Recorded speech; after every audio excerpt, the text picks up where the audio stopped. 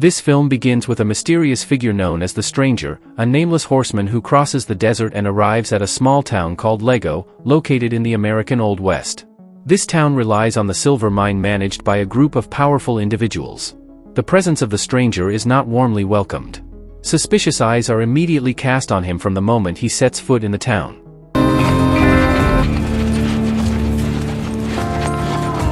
However, ignoring the unkind stares from the locals, he calmly walks to a bar and orders a bottle of liquor.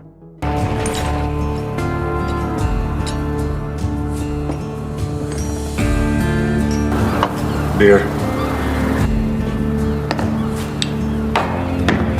Just like the people on the street, the bar's patrons also show their displeasure at the presence of this outsider. The Stranger explains that he is merely resting for a while before continuing his journey.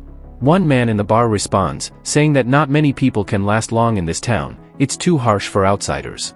Tension begins to rise when a few cowboys approach him inside the bar. They are part of the mining guards who have long been known to oppress the townspeople. Not wanting to get caught up in chaos, the bar patrons quickly leave. Maybe you think you're fast enough to keep up with us, huh?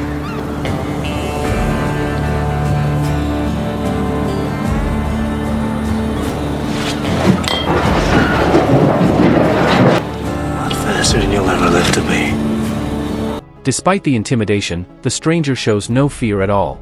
He eventually chooses to leave the place calmly, not wishing to stir up trouble in a town that's not his own. With the bottle in hand, the Stranger walks across to a barber shop, intending to shave and take a hot bath. But the situation heats up again when the same three cowboys return and confront him there. The barber panics and runs away, leaving the Stranger alone. Apparently, the cowboys are angry because they felt disrespected earlier.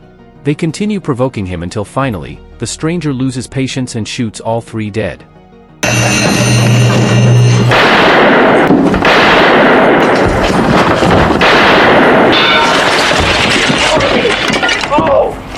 The sound of gunfire brings the townspeople out of their homes to see what happened. Among them is a dwarf named Morai, who is impressed by the Stranger's bravery in standing up to the cruel cowboys. As a sign of admiration, Morai offers him a cigar and regards the Stranger as the town's savior. What did you say your name was again? No, I guess you didn't at that, did you? From a distance, a blonde woman named C. Travers watches the incident. She seems interested in the mysterious Stranger and pretends to bump into him as they pass.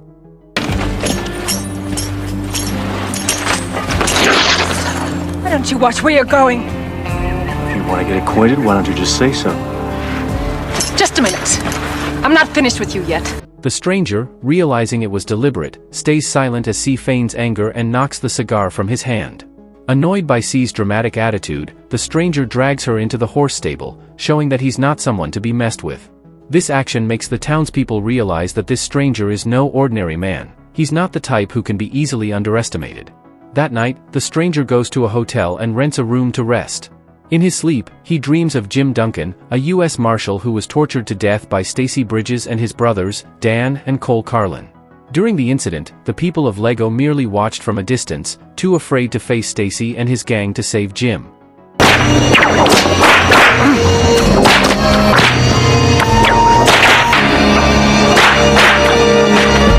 The next morning, the Stranger returns to the barber shop for a hot bath.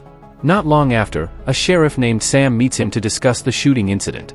Sam informs him that the townspeople are actually pleased with his presence because he has gotten rid of the cowboys who had been troubling the town.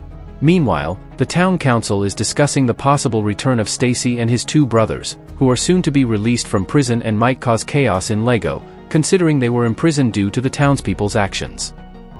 Well, we were talking about hiring a gunfighter. 3 for 3. One right between the eyes. Who is he? Where's he come from? Well, you've got our permission to go and ask him. At the barber shop, Sam still tries to persuade the Stranger to face the bandits, but the Stranger refuses because he does not want to be involved in the affairs of Lago. Sam then says the townspeople are willing to give him anything he wants if he agrees to help confront Stacy and his gang. Hearing this, the Stranger finally becomes interested in accepting the sheriff's offer. Sam then brings the Stranger to meet the mayor of Lago to discuss their agreement, especially regarding the rewards he will receive. After accepting all the town council's offers, the Stranger, Sam, and the townspeople gather to plan a strategy to face the bandits. At that moment, the stranger uses his newfound authority to appoint Moriah as sheriff, replacing Sam. After receiving the sheriff's badge and the mayor's hat from the stranger, Moriah appears very happy because now he has the chance to lead the town. Moreover, the stranger distributes blankets and decent clothes to the poor residents, even forcing the bar to serve free drinks for everyone. One day, the stranger orders hotel owners Lewis and Sarah Belding, along with all the hotel guests, to vacate the building, making him its sole occupant. He also forms a volunteer team to be trained in shooting in preparation for the release of the bandits. When Stacy and his gang are released, they plan to return to Lago, while the townspeople train their shooting skills with the stranger, who instructs them to shoot at 3 straw dummies pulled by a cart.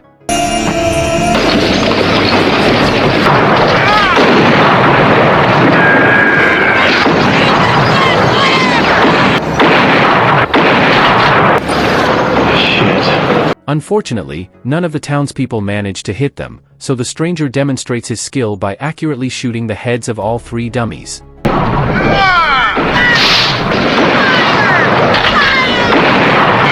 I don't remember lending my wagons to be shot up by these goddamn fools out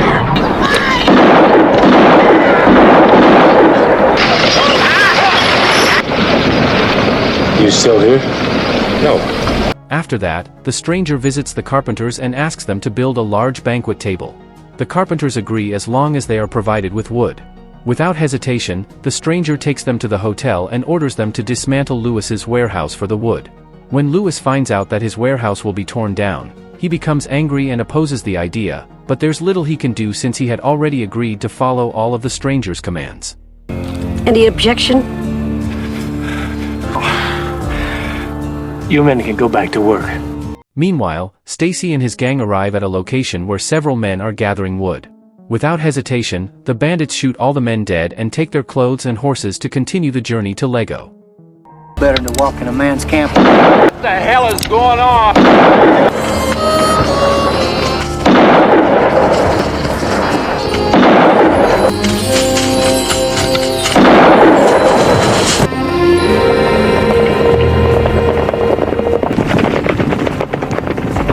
At the same time, the town council begins to regret their decision to seek help from the stranger, who is now acting more and more arbitrarily. However, a mining executive named Dave Drake still believes that the stranger's behavior is within acceptable limits. This sparks a debate between Morgan Allen and Lewis, who feel disadvantaged. Dave then uses his authority as the head of the town council to continue the cooperation with the stranger. We got it before it's too late. He's making a mock of this whole town. He's got this whole town so people are beginning to turn on each other. Making that little dwarf the sheriff? Got those Mexicans down there building long picnic tables. Wait a minute. We had no choice in that matter, and you know it. What? Shut up. We can trust one another. The gunfighter stays till I say otherwise. You understand? That night, a drunk Moriah is beaten up by Morgan, who is upset to see him constantly cozying up to the stranger and taking advantage of the townspeople. Later, Morgan, C, and several men who hate the stranger plan to kill him while he is alone in the hotel. As part of the plan, C seduces and sleeps with the stranger. Once he is asleep, C sneaks out of the room and lets the men in with wooden boards to beat him.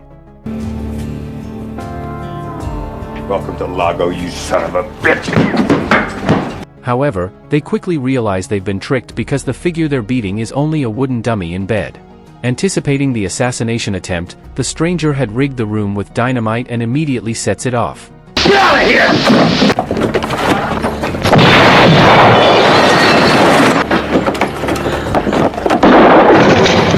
Morgan, injured by the explosion, tries to escape. The blast causes a commotion, and the townspeople gather, including Lewis, who is furious because his hotel is destroyed. Amid the chaos, Dave apologizes to the stranger for the town council's murder attempt and, as compensation, offers a bonus of $500 per bandit's head if the stranger kills them. The stranger demands $500 per year, twice the original offer. With no other choice, Dave agrees to the demand. Promise that son of a bitch $3,000 after what he did to my hotel. The next day, the stranger asks the townspeople to dig graves for the explosion victims and orders them to paint every building in town red.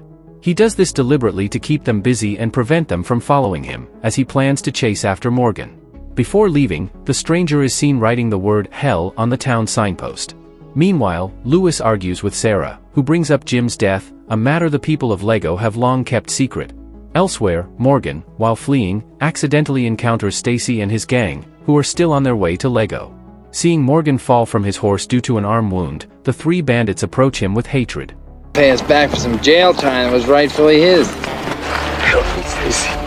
And you helped them railroad us, and then you got the balls to come down here and ask us for a favor. Stacy, things have changed in Lago. Or it looks like you run your welcome out in Lago and ours too. Well, I am doing something more.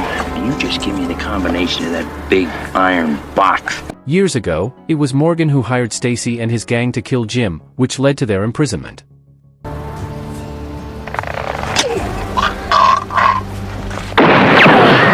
Soon after, Stacy and his gang are startled by gunfire from the stranger, who is hiding behind a rocky hill. They struggle to locate the shooter, and Stacy even suspects it's Dave. The stranger takes advantage of the situation by detonating dynamite, causing a rock slide that blocks the bandits. He shoots again and hits Cole's ear. Who the hell is that? Must be Dave Drake.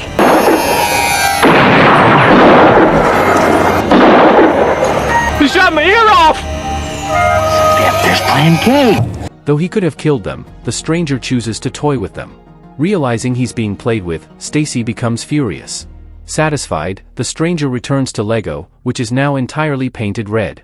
He orders Murai to gather the townspeople and prepare to face the bandits. Without hesitation, the townsfolk take their positions. One of them rings the bell to signal the enemy's arrival. Strangely, the stranger walks away from town, leaving the people confused. Buddy, come on, get a little move on! Look, he's back! He's here! It's time to get ready. All right, everybody, Hope that shooter we hired's feeling up to snuff. Don't worry, he'll be fine. Where are you gonna be? Are you gonna take the first shot? I'm not. You are. People, move out of here! Here they come!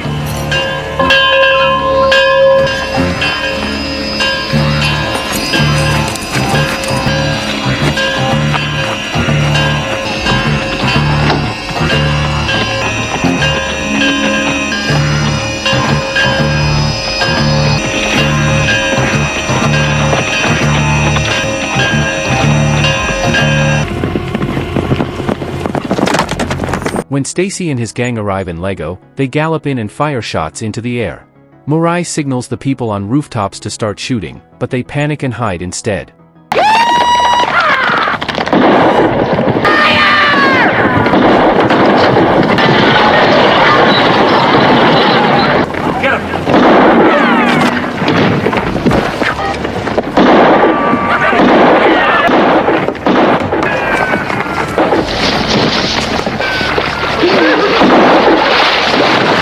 Upon reaching the sheriff's office, Stacy ties up Sam and drags him with a horse.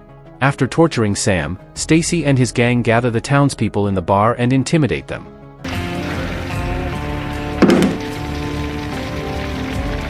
Well, now the party's over. Cole, go and get the horses ready. You still here? I want to know who them sons of bitches was at Amber. So we're gonna find out right now. When Dan tries to threaten the people, the stranger, standing outside the bar, suddenly throws a rope around Dan and pulls him out in front of the crowd. He whips Dan to death, just like the bandits once did to Jim. The townspeople fall silent, reminded of that dark moment from the past.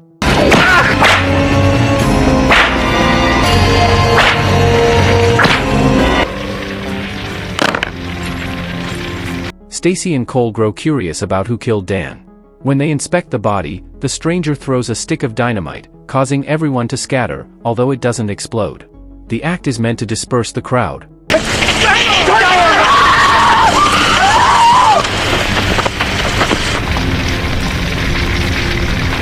Stacy, goddamn horses are gone. Stacy and Cole continue searching for the stranger. With a trap already in place, the stranger manages to snare Cole's neck and kills him in a building. Now only Stacy remains, staying alert. The stranger throws an oil lamp at Stacy, but the skilled gunman shoots it mid-air and avoids the fragments, firing back at the stranger. However, the stranger survives and emerges from hiding. Just as Stacy is about to shoot, the stranger fires first and hits his elbow. Who are you? At the same time, Dave shoots Stacy from behind and even tries to kill the stranger, but Mirai arrives just in time and shoots Dave dead, saving the stranger's life.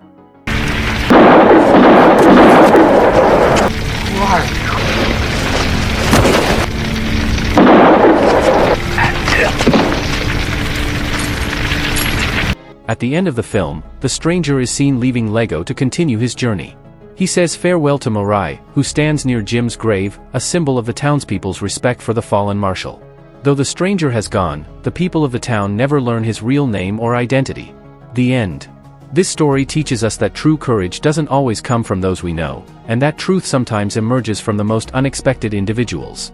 That silencing injustice is not just the job of a hero, but the responsibility of anyone who still has a conscience.